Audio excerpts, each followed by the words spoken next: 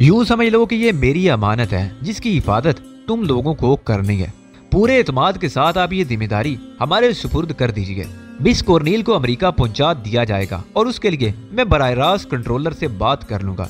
जब भी आप चाहें इन्हें तेराडू भिजवा दें। बस ये जिम्मेदारी मसूद तला की है कि वो आपको इनके बाखैरियत अमेरिका पहुंच जाने की इतला दे दे। इसके हाथ मुझे कुछ पैगामात भी भिजवाने हैं तहदीब मालिक एक्स के लिए। चुनांचे ये समझ लो कि इसका हिफाजत के साथ राजदारी से अमेरिका पहुंचना जरूरी है। मैं कल ही इस सिलसिले में इकदाम करने के बाद आपको इतला दे दूंगा, मसूद तला ने कहा और मैंने उसका शुक्रिया अदा किया। देर तक महफिल जारी रही। फिर मुझे और कॉर्नील को रिहायशगाह में पहुंचा दिया गया। रात गुजर गई और दूसरी सुबह आ गई। अब चूंकि इब्तदाई काम हो चुके थे, सिर्फ सिक्योरिटी के अफराद मसरूफ थे और बंगाना में खासी हंगामा की सरगर्मियां जारी थी। फैक्ट्री के चप्पे चप्पे को छाना जा रहा था और हर उस शख्स का अच्छी तरह जायजा लिया जा रहा था जो किसी तरह बेशुबे की जद में आ सकता था। ये लोग काफी मुताद हो गए थे। मुझे उन तमाम कार्रवाइयों की इतला फाकरा याकूबी और मसूद तला वगैरह से मिलती रहती थी। कॉर्नील के बारे में मसूद तला ने मुझे अभी तक कोई खास बात नहीं बताई थी, लेकिन मैंने उसे दोबारा याद दहानी कराना भी मुनासिब नहीं समझा था। तकरीबन 4 या 5 रोज इसी तरह गुजर गए। उसके बाद एक शाम मसूद तला चंद लोगों के साथ मेरे पास पहुंचा। उसने उनसे मेरा तारुफ कराते हुए कहा कि वो तेराडू से आए हैं और मेरे लिए कंट्रोलर का एक अहम पैगाम लाए।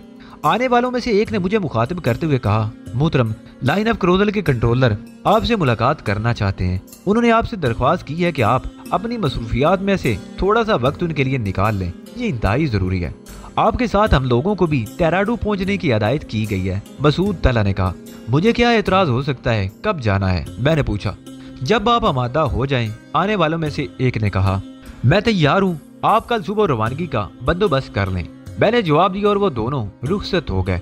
दूसरे दिन सुबह को एक लैंड रोवर मुझे और कॉर्नील को लेकर चल पड़ी। हमें बंगाना के मशरकी हिस्से में ले जाया गया जहाँ एक हेलीपैड बना हुआ था। हेलीपैड पर जदीद मुसाफत के 3 बड़े हेलीकॉप्टर खड़े हुए थे जिनके गिर्द बेशुमार अफराद पहरा दे रहे थे।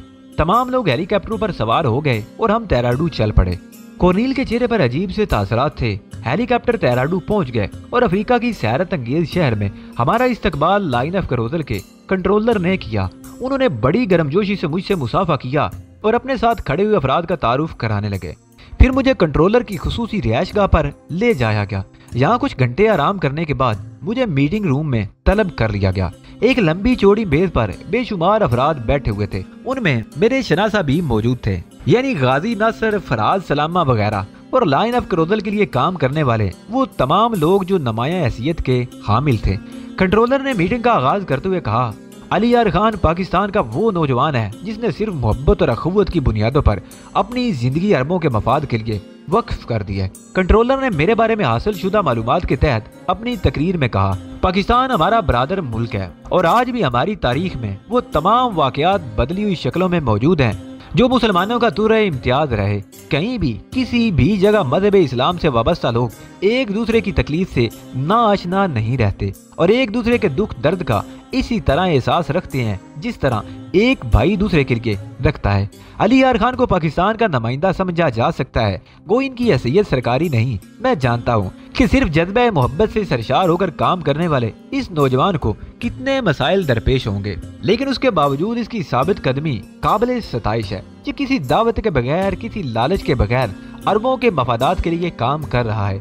मैं सिर्फ इतना ही कह सकता हूँ कि खुदावंद आलम ने इसे बड़ा बुलंद बनाया है और मेरी दुआ है कि इसे इसकी काविशों का अजर दे। लाइन ऑफ क्रोजल हमारा वो पहला कदम है जो हमें बहुत पहले उठा लेना चाहिए था। हम आज तक सुपर ताकतों पर इन्हिसार किए बैठे हैं। हालांकि एक ठोस हकीकत है कि हमारे ये नाम निहाद दोस्त किसी भी कीमत पर मुसलमानों के दोस्त नहीं हो सकते। इस्लाम एक ऐसी कुव्वत है जिससे वो रोजे अव्वल से खौफजदा रही हैं। इन सब की मुश्तरका काविशें यही रही हैं कि इस्लाम को नुकसान पहुंचाते रहें। आज अगर कोई हमारी दोस्ती का दावा करके आगे बढ़ता है तो उसके पसे पर्दा सच्चाई नहीं होती, बल्कि कुछ कारोबारी मफादात उन्हें इस बात के लिए उकसाते हैं और वो हमदर्दियों की आड़ में हमसे दौलत बटोरते हैं। इस जिम्न में उन्हें मुर्दे इल्जाम ठहराते हुए हमें अपनी कोताहियों पर भी नजर डालना चाहिए। हमें अपने तौर पर भी अपने दिफा और आलम इस्लाम की बका के लिए सरगर्म अमल रहना चाहिए। आपस के इख्तलाफात खत्म करके भाईचारे की फिजा कायम करनी चाहिए और दुनिया भर में मौजूद मुसलमानों को एक आवाज बनकर उभरना चाहिए।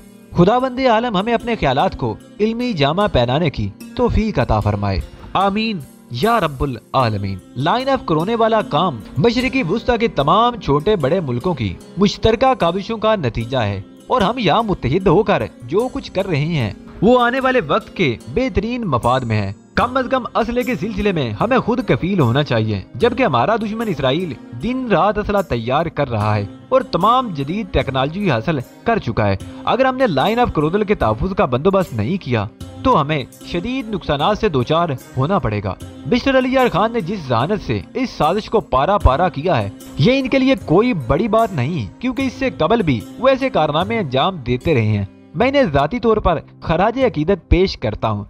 अली यार खान साहब, हमने अपने तौर पर जिस कदर मुमकिन हो सकता था लाइन ऑफ क्रोदल की इन फैक्ट्री को तहफ़्फ़ुज़ करने की कोशिश की है, लेकिन ये एहसास हो चुका है हमें कि हम मुकम्मल तौर पर इसमें कामयाब नहीं हुए हैं।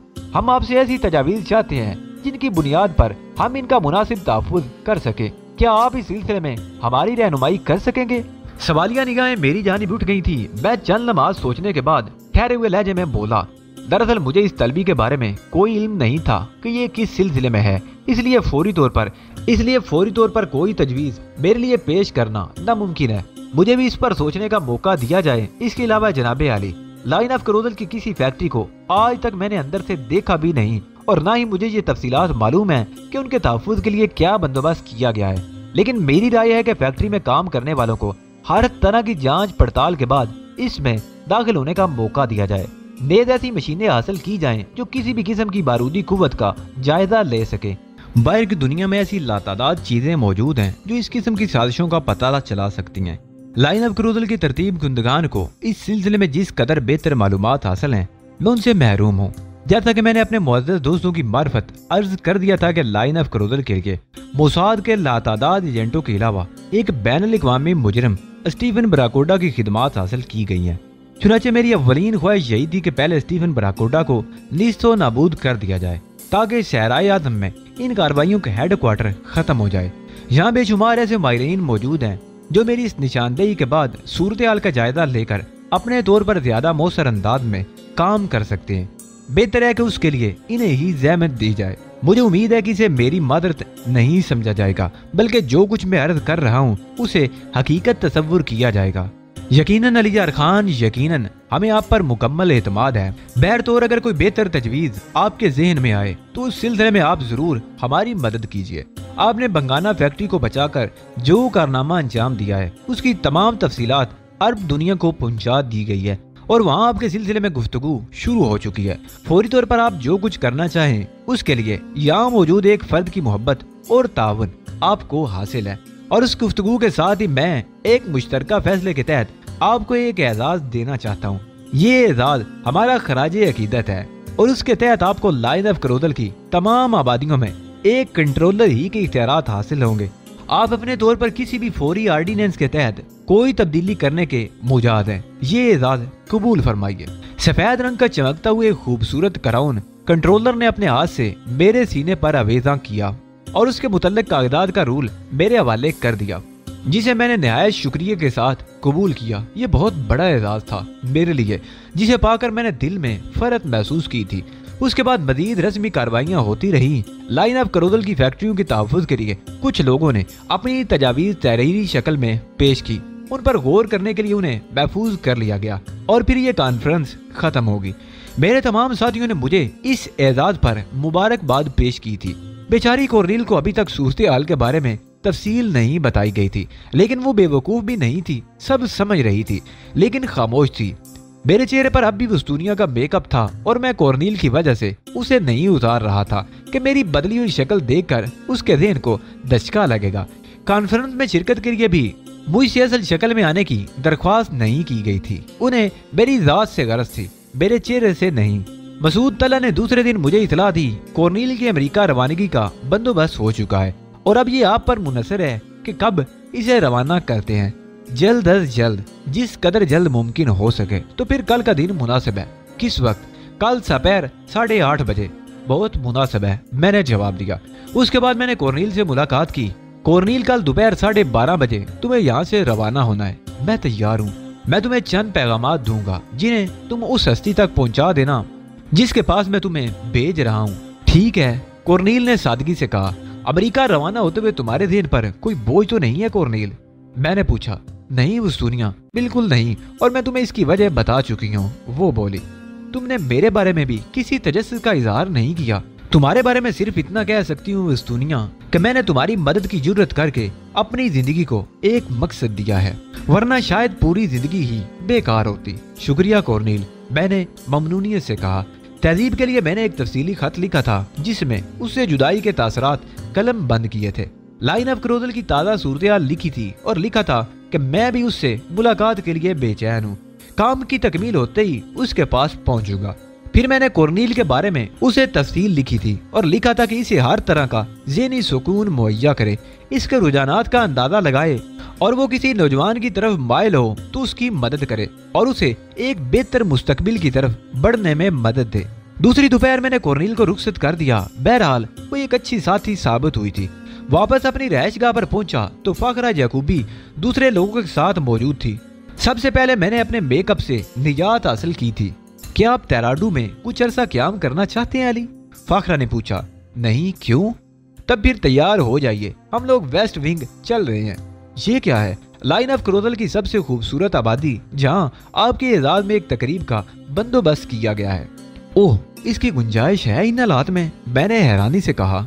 हाँ है, ऐसी बात है तो मुझे क्या एतराज हो सकता है। तकरीब किस नोयत की है ये तो आपको वहीं चलकर मालूम होगा, फाकरा ने कहा और मैं मुस्कुराते हुए गर्दन हिला दी। वेस्ट विंग रवाना होने से पहले कंट्रोलर ने मुझसे मुलाकात की और जब मैं बदली हुई शक्ल में उनके सामने पहुंचा तो वो इस अंदाज में मेरे हकम में देखने लगे जैसे उन्हें अली की तलाश हो। फाकरा ने जब उनसे मेरा तारुफ कराया तो वो हैरान रह गए। फाकरा ने उन्हें सूरत हाल बताते हुए कहा कि पहली मुलाकात के वक्त मैं उस मेकअप में था और उस मेकअप में मैंने अपना ये कारनामा अंजाम दिया था। इस बात से कंट्रोलर खूब महफूज हुए। रस्मी गुफ्तगू के बाद हम हेलीकॉप्टरों में बैठकर वेस्ट विंग रवाना हो गए। हेलीकॉप्टर पहले तो ऊंची परवाज करते रहे और फिर जब वेस्ट विंग के करीब पहुंचे तो खासे नीचे आ गए। लाइन ऑफ क्रोदल की ये आबादी मेरे लिए बिल्कुल नई थी। चारों तरफ पहाड़ियां बिखरी हुई थी। एक वसी व अरीज पहाड़ी की दीवार दूर तक चली गई थी जिसमें से जगह जगह सफेद पानी की धारें फूट रही थी। छोटे छोटे आबशार थे जो थोड़े थोड़े फासले से गिर रहे थे। चारों तरफ सरसब्ज जंगल और बागात फैले हुए थे। फाखरा याकूबी ने गलत नहीं कहा था। वेस्ट विंग की आबादी लाइन ऑफ क्रोदल की सबसे ऊंची आबादी थी। छोटी छोटी खुशनुमा इमारतें घास के फर्श पर फैले हुए खूबसूरत खिलौनों की मानिंद महसूस हो रही थी। बिलाकर हेलीकॉप्टर एक इमारत के हाथे में उतर गए। यही इमारत यहाँ हमारी रिहायशगाह थी। इमारत के हाथे में मुसल्ला वर्दी में मलबूस लोगों ने मुझे गार्ड ऑफ ऑनर पेश किया। व्हाइट क्राउन दर हकीकत बहुत बड़ा एजाज था और उसका एहसास यहाँ मुझे अपने इस्तकबाल से हुआ था। तमाम लोगों ने मेरे साथ ही क्याम किया था। ये इमारत जिसके हाथे में हम उतरे थे बहुत वसी व अरीज थी। फाखरा याकूबी, मसूद तला और अबू आतम थोड़ी देर के बाद कहीं चले गए थे। गाजी नासर, फराज सलामा, हिशाम नसीरी मेरे पास मौजूद थे और हम लोग मुख्तलिफ मौज़ूआत पर तबादला ख्याल करते रहे थे। तीसरे दिन शाम को फाखरा याकूबी ने मुझे इतला दी कि आज शाम मुझे तकरीब में शरीक होना है। सहराए आज़म में जहाँ जिंदगी बहुत खुश्क थी वहाँ इन लोगों ने अपने जीने के लिए मुख्तलिफ किस्म की तफरियात का बंदोबस्त भी कर रखा था। मुझे एक दरिया के किनारे लाया गया जिसमें छोटी छोटी डोंगियां पड़ी हुई थी और मुकामी लोग इन डोंगियों में पुतवार हाथों में लिए हमारे मुंतजिर थे। हम डोंगियों में बैठ गए। डोंगियों का सफर काफी दिलचस्प था। करमदी फूलों की बेलें दरिया में पड़ी हुई थी और उनके दरमियान से गुजरना खासा मुश्किल काम था। किनारे पर दरख्त पानी में डूबे हुए थे और बाज जगह उनके नीचे से गुजरते हुए सरों को झुका लेना पड़ता था। डोंगियां बेशुमार दूसरी डोंगियों के साथ दरिया के पानी पर बड़ी आहिस्ता से चल रही थी। रास्ते में 2-3 बार हमें दरियाई घोड़ों से भी वास्ता पड़ा लेकिन वो हमसे बचकर निकल गए। मिलाकर तकरीबन 1.5 घंटे का सफर तय करने के बाद डोंगियां किनारे से जा लगीं और हम किनारे पर उतर गए। थोड़े ही फासले पर कुदरती रंगों से भरे हुए दरख्तों के दरमियान बेशुमार मकामी लोगों का मजमा नजर आया जो शायद हमारा इंतजार कर रहे थे। अफ्रीकी अपने बेहतरीन लिबासों में मलबूस थे जो खास किस्म की घास के लहंगों की शक्ल के थे। बाजुओं और टांगों पर उन्होंने चमकीले कपड़े बांध रखे थे और उनके सीनों पर सफेद रंग से नक्शकारी अजीब सी मालूम हो रही थी। जब हम उनके दरमियान पहुंचकर एक चमड़ा मुंडे हुए पत्थर पर बैठ गए तो ढोल पीटने की आवाजें बुलंद हुई और टीन के डिब्बों में पत्थरों के टुकड़े भरकर उन्हें बजाया जाने लगा। सींग का शंख बजने से कान पड़ी आवाज सुनाई नहीं दे रही थी। फिर 10-12 रकासाएं दायरे में आ गई। उन्होंने अफ्रीका का रवायती रक्स शुरू कर दिया। देर तक ये हंगामा आराई जारी रही और उसके बाद दरख्तों के अकब से कोई अंदर दाखिल हुआ। उसके बदन पर रवायती लिबास था और चेहरा फूलों से ढका हुआ था। एक और रंगीन पत्थर पर उस नवाज को बिठा दिया गया। मैं हैरत और दिलचस्पी से ये सब कुछ देख रहा था।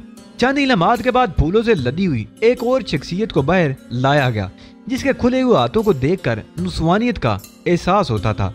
थोड़े ही फासले पर उसे भी बिठा दिया गया, लेकिन जब मैंने एक बारिश शख्स को वहां आकर बैठते देखा तो मुझे हैरत हुई। बारिश शख्स ने निकाह का खुतबा शुरू किया और मैं ताज्जुब में फूलों से ढके हुए शख्स का चेहरा देखने की कोशिश करने लगा, लेकिन मुझे अपनी इस कोशिश में कामयाबी नहीं हुई। निकाह के वक्त जब बारिश शख्स ने मसूद तला का नाम लिया और पूछा कि वो आयशा को अपनी ज़ौजियत में कबूल करते हैं, तो मैं हैरत से उछल पड़ा। मैंने जल्दी से आगे बढ़कर फूलों से लदे हुए शख्स का चेहरा खोल दिया। वो मसूद तला ही था, जो शर्मगी अंदाज में मुस्कुरा रहा था। लेकिन ये आयशा कौन है? मैं दिलचस्पी से तमाशा देखता रहा। मसूद तला ने आयशा को अपने अकद में कबूल कर लिया था और उसके बाद आयशा को वहाँ से हटा दिया गया। फाखरा यकूबी मेरे करीब पहुंची और मेरे बाजू पर हाथ रखती हुई बोली, आयशा को रुखसत करने में मदद नहीं देंगे? तुमने खूब तमाशा किया है, मगर ये आयशा कौन है? आपके लिए महरम है, आप चाहें तो उसे देख सकते हैं। मैंने आगे बढ़कर लड़की के चेहरे से फूल उठाए और चौंक पड़ा। ये साइका माइलर थी, जिसकी आंखें झुकी हुई थी और चेहरे पर मुसर्रत नजर आ रही थी। मैंने फरते मुसर्रत से आंखें बंद कर ली, फिर किसी ख्याल के तहत हैरान होकर उसके पांव देखने लगा।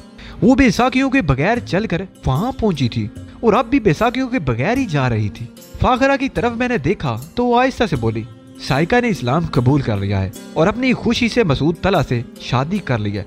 खुदा की कसम फाखरा, तुमने अब तक की तमाम मेहनत का मुझे सिला दे दिया है। दूल्हा और दुल्हन को पुरखुलूस मुबारकबाद मैंने दी थी।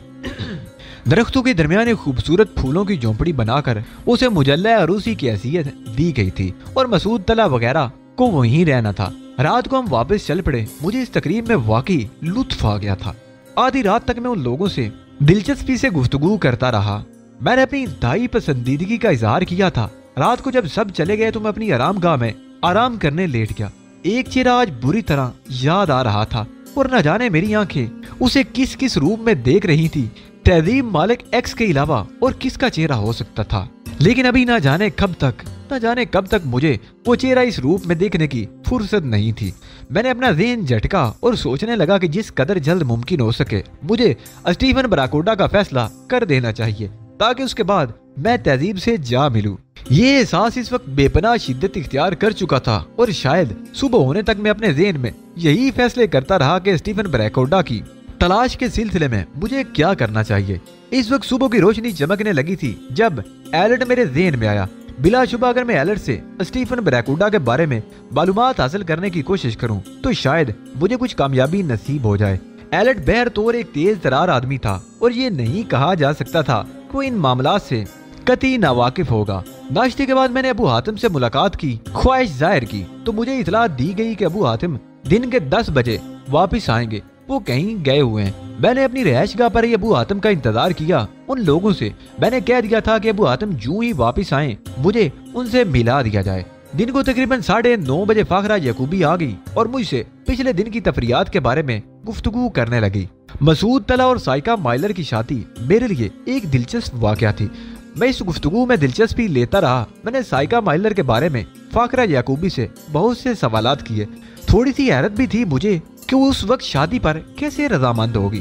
बहरहाल मसूद तला की मोहब्बत रंग लाई थी और अपने ख्याल में मसूद तला ने एक नेक ही काम किया था। 10 बजे मुझे अबू हातिम की वापसी की इतला दे दी गई और तकरीबन 10:30 बजे अबू हातिम मेरे सामने पहुंच गया। अब हर शख्स मुझसे मुतासिर था। अबू हातिम भी उन्हीं ही में से एक था। मुझे इतला मिली है कि आपने मुझे तलब किया है। अबू हातिम ने कहा, हाँ अबू हातिम, गिरफ्तार होने वालों में एक शख्स एलर्ट भी है, मुझे उसकी जरूरत है। मैंने अबू हातिम को एलर्ट के बारे में बताया। अबू हातिम ने गर्दन हिलाते हुए कहा, हाँ वो शख्स हमारी कैद में है। मैं चाहता हूँ कि उसे मेरे हवाले कर दिया जाए, कुछ मालूमात हासिल करना है उससे। ठीक है, दोपहर के खाने के बाद पहुंचा दिया जाएगा, अबू हातिम ने जवाब दिया और फिर वो चला गया। दोपहर का खाना वही इमारत में खाया। इस वक्त कोई मेरे साथ शरीक नहीं था और फिर तकरीबन 10:15 बजे एलर्ट को मेरे पास पहुंचा दिया गया। उसके हाथों में हथकड़ियां नहीं थी, लिबास भी ठीक ठाक ही पहने हुए था और चेहरे से मुस्तरिम नजर आता था। उसने मुझे गहरी निगाहों से देखा। मैं जानता था कि वो मुझे मेरी अपनी शक्ल में नहीं पहचान सकेगा और मैं उसे अपने बारे में बताना भी जरूरी नहीं समझता था। मेरे सामने एक कुर्सी पर बैठकर उसने खुश्क लहजे में कहा, जी क्या चाहते हैं आप मुझसे? मिस्टर एलर्ट, मैं आपके बारे में खासी मालूमात रखता हूँ, चुनाचे आप ये कहने पर हक्के बजानिब नहीं होंगे कि जो सवाल मैं आपसे कर रहा हूँ उसका आप जवाब नहीं दे सकते। मिस्टर, आपका कोई भी नाम हो, मुझे इससे दिलचस्पी नहीं, अलबत्ता इतना मैं जानता हूँ कि आप अरबों के मफादात के हामी हैं। मुमकिन है अरब ही हो या मुमकिन है किसी और नस्ल से ताल्लुक रखते हो। मैं अपनी बाजी हार चुका हूँ और किसी किस्म की मुज़ामत का इरादा नहीं रखता, क्योंकि मेरा मुस्तकबिल मेरे सामने है। आप अगर चाहें तो इस बात पर यकीन कर लें कि जो कुछ आप पूछेंगे मैं अपने तौर पर उसका सही जवाब दूंगा। मैं भी इसी का कायल हूँ एलर्ट। अगर बाजी अपने हाथ से निकल जाए तो फिर जिंदगी की तहफ्फुज़ का बंदोबस्त कर लेना चाहिए। आप क्या पूछना चाहते हैं?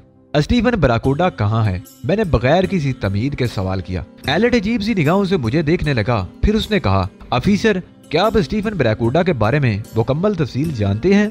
किसी हद तक, मैंने मुख्तसरन कहा। जो कमी है वो मैं पूरी किए देता हूँ। स्टीफन बराकोडा जिस पाए का इंसान है उसका अंदाजा आप इस बात से लगा सकते हैं कि इसराइली हुकूमत ने अमरीकी ताउन के साथ स्टीफन बराकोडा को लाइन ऑफ क्रोजल का मुकम्मल कंट्रोलर बनाकर भेजा है और यहाँ सहराए आज़म में अरबों की मुश्तरका काविशों के खिलाफ जो कुछ भी हो रहा है, बेशक उसमें मुख्तलिफ इदारे मुलव्वस हैं और बाद इदारे सिर्फ अपने तौर पर काम कर रहे हैं, लेकिन स्टीफन बराकोडा उनमें सबसे नुमाया हैसियत रखता है। किसी भी इदारे की कार्रवाइयों को वो खत्म कर सकता है या उन्हें अहकामात दे सकता है कि वो उसके मशवरे के मुताबिक काम करें और उन तमाम इदारों के लिए यही हिदायत है कि वो स्टीफन बराकोडा से मुकम्मल ताउन करें।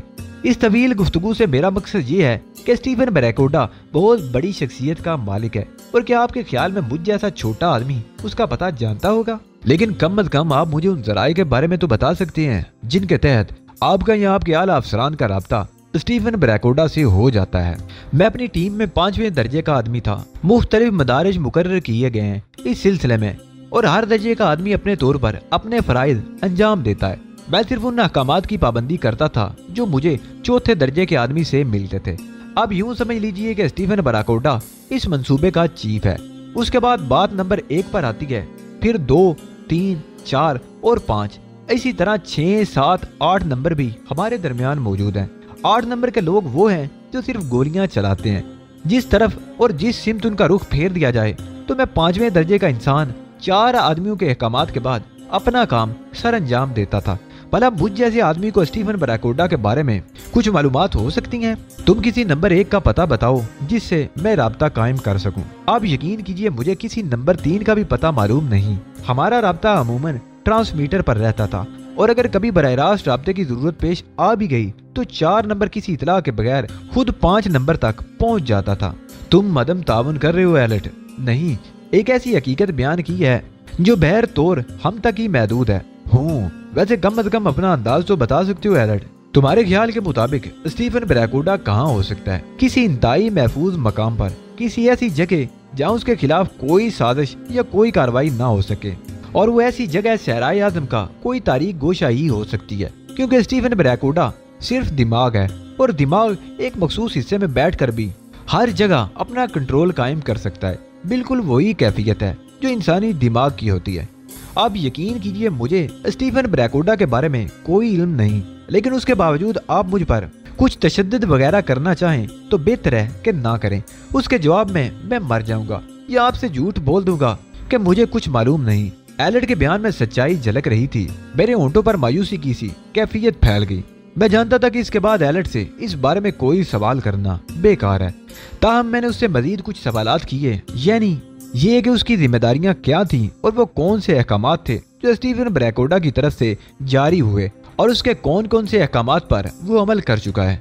एलर्ट ने मुझे जाने बुझे बगैर अपनी उन तमाम कार्रवाइयों के बारे में बता दिया जिनमें मेरा जिक्र भी था, यानी वसूनिया की हैसियत। थोड़ी देर के बाद मैंने उसे जाने की इजाजत दे दी। एलर्ट शुक्रिया अदा करके खड़ा हो गया और फिर आहिस्ता से बोला, ऑफिसर, मुझे ताज्जुब है आप लोगों पर। आपने अभी तक हम में से किसी पर तशद्दुद नहीं किया।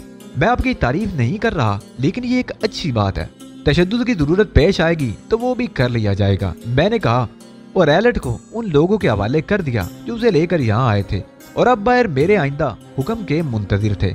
वो लोग एलिट को लेकर चले गए। मैंने रात भर गौर फिक्र के बाद जो मंसूबा बनाया था, एलिट की मुलाकात ने उसे खत्म कर दिया था। लेकिन उसके बावजूद एलिट ने कम अज कम मुझे ये जरूर बता दिया था कि स्टीफन ब्लैकवुड का तरीकाकार क्या है। ये हकीकत थी कि स्टीफन ब्लैकवुड के बारे में मेरे पास कोई वादे लाएअमल नहीं था और मैं दावे से कोई बात नहीं कर सकता था। लेकिन ये बात भी बार बार ज़हन में आती थी कि यहाँ से नाकाम वापसी मुनासिब नहीं है। और फिर अब तो तमाम लोग इस बात से वाकिफ हो चुके हैं कि अली यार खान लाइन ऑफ क्रूजल के तहफ़्फ़ुज़ के लिए मसरूफ़ अमल है।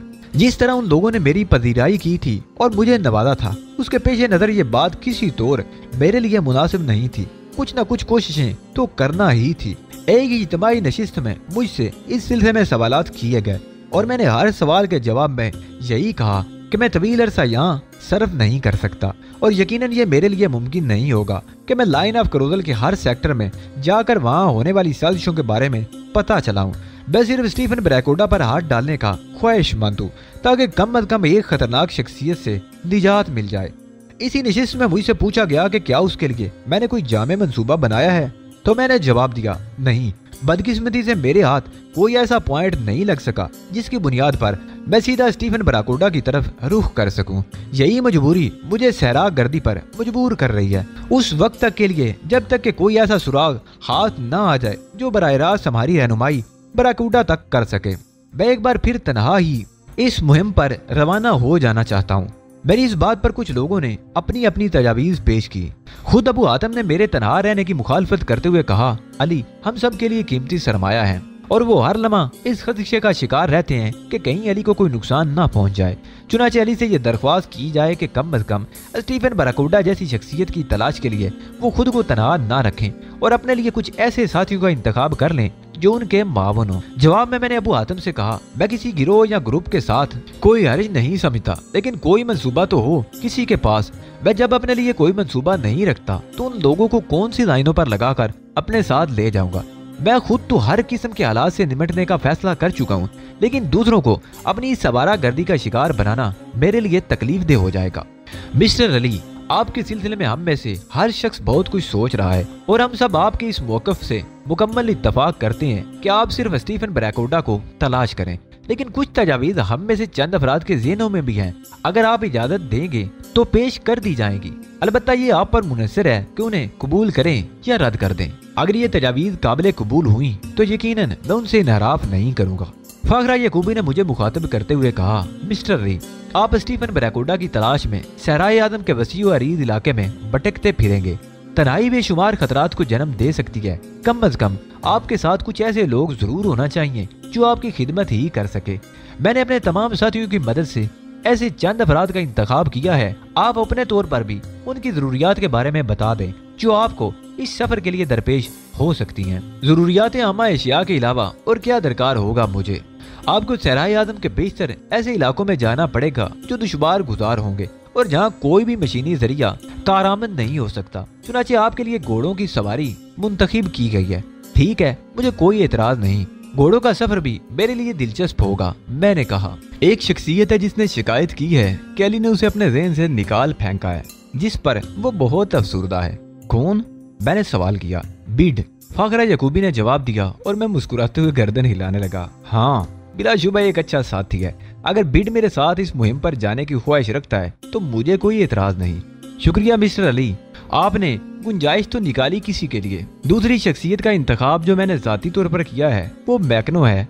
अरे आप जानते हैं कि मैकनो खुद भी सहराए आदम का बाशिंदा है, बहुत से कबीलों की जबानें जानता है। इसके अलावा उसमें कुछ ऐसी नुमाया खुसूसियात और भी हैं जिनकी बिना पर वो सहराए आदम में उमड़ने वाले तूफान की खबर दे सकता है। इंतहाई फासलों से दलदली इलाकों को सूंघ लेता है, वैशी दरिंदों और जानवरों की बू सूंघ कर उनकी शिनाख्त कर लेता है और फिर जिस्मानी तौर पर वह इंतहाई ताकतवर है। एक ऐसा शख्स इस सफर में आपकी रफाकत के लिए इंतहाई मौजू रहेगा। ये मेरा इंतखाब है, आप अगर चाहें तो उसे मुस्तरद कर सकते हैं। मेरे होंठों पर मुस्कुराहट फैल गई और मैंने गर्दन हिलाते हुए कहा, ठीक है फाखरा, अब जब तुम लोगों ने ये प्रोग्राम बना ही लिया है कि मुझे तनहा नहीं रहने दोगे तो फिर मैकनो को कबूल करना कौन सा मुश्किल काम है।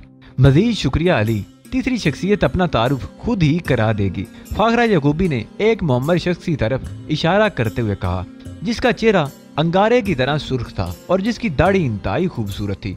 अच्छा खासा उम्र रसीदा इंसान था, लेकिन दराज कामत और तनोमंद। सफेद सूट के नीचे उसने सुर्ख कमीज और सफेद टाई पहनी हुई थी और उसकी शख्सियत काफी जाज़िबे निगाह थी।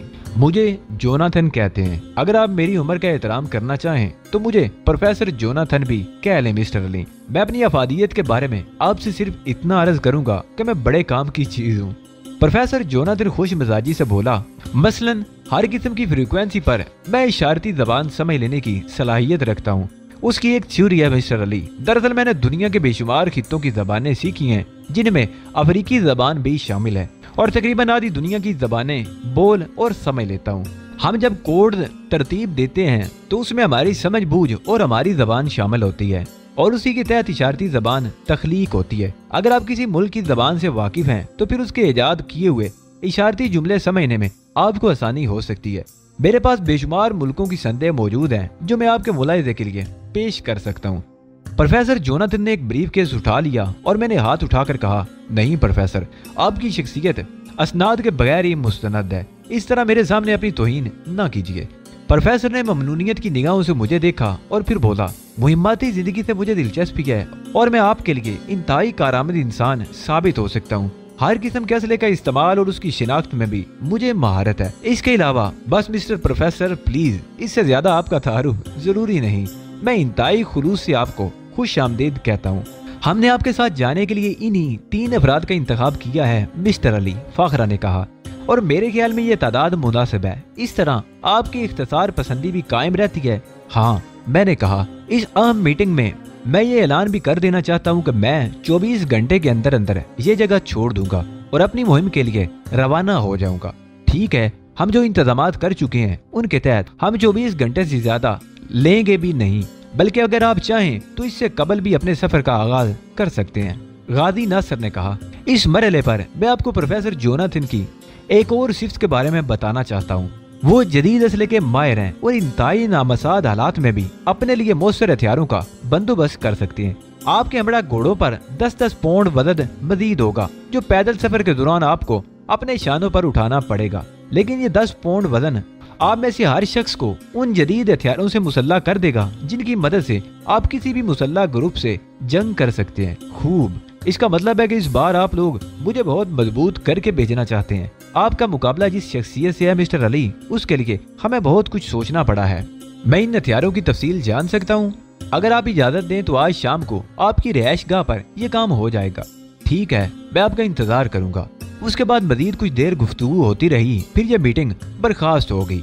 मैं अपनी रिहाइश गाह पर पहुंच गया और मेरे वहां पहुंचने के तकरीबन 1 घंटे के बाद बिड मेरे पास आया। उसका मुंह फूला हुआ था। हेलो बिड, मैंने मुस्कुराते हुए कहा। मिस्टर अली, मैंने आपसे बहुत कुछ कहा था अपने बारे में और उसके बाद भी आपने मुझे नजरअंदाज कर दिया। इस बात से मैं बहुत दिल बर्दाश्ता हो गया हूँ। सॉरी बिड, ये बात नहीं थी। तुमने देखा कि मैंने तनहा रहकर एक काम कर डाला। उस वक्त तन्हाई ही मेरे लिए जरूरी थी। मैंने खुसूसी तौर पर इन लोगों से दाद फरियाद की थी कि कम अज कम नई मुहिम में तो मुझे मिस्टर अली के साथ कर दिया जाए। अगर आप नामंजूर कर देते तो आप यकीन नहीं कर सकते कि मैं क्या कदम उठा लेता। क्या? मैंने मुस्कुराते हुए पूछा। बस मैं खामोशी से सहराए आजम से वापस चला जाता और उन लोगों से हमेशा के लिए माजरत कर लेता। अरे नहीं बिड, इतना जज्बाती होने की जरूरत नहीं है ना मिस्टर अली। आप नहीं जानते मेरी ज़हनी कैफियत क्या है।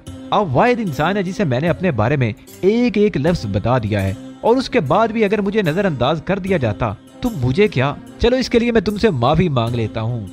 मिस्टर अली प्लीज, अब इतना ज्यादा ऊपर ना चढ़ाइए मुझे कि फिर नीचे गिरते ही मैं चूर हो जाऊं। नहीं बिड, मैं तुम्हें अपना दोस्त समझता हूँ। अगर मजबूर ना होता तो यकीनी तौर पर तुम्हारा साथ ना छोड़ता, लेकिन ये आर्जी जुदाई थी। उसके बाद यकीनन मैं तुमसे मुलाकात करता। मैंने तुम्हें पहले भी पेशकश की थी कि अगर तुम्हें बहुत ज्यादा मसरूफियत है या दिली लगाव ना हो इन इलाकों से तो मेरा साथ देना और मेरे साथ इस मुहिम के इख्तिताम पर अमेरिका चलना।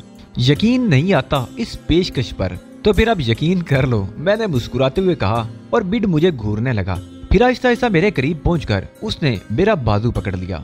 मिस्टर अली, मैं आपसे मोहब्बत करता हूँ। शुक्रिया बिड, मुझे तुम्हारे अल्फाज पर मुकम्मल एतमाद है, और इसका सबूत ये है कि अब मेरे हर मामले के तुम वाहिद राजदार होगे। बहुत शुक्रिया मिस्टर अली। चुनाचे बिड, मुझे मैकनो के बारे में बताओ कि क्या हम मैकनो पर मुकम्मल भरोसा कर सकते हैं? हाँ चीफ, बहुत अरसे से मैं उसे जानता हूँ, बहुत ही अच्छा इंसान है। जरूरत पड़ने पर इंतहाई कारामद और आम हालात में वफादार और जानिसार। हम उस पर पूरा भरोसा कर सकते हैं।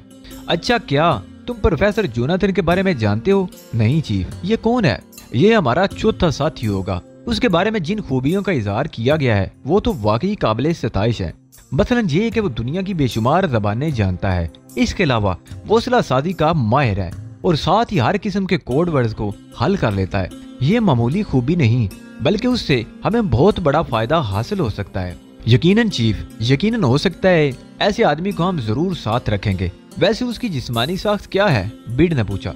उम्र रसीदा है, लेकिन पूरी तरह चुस्त और चालाक। तो फिर कोई अर्ज नहीं। क्या उसके अलावा भी कोई और शख्स है?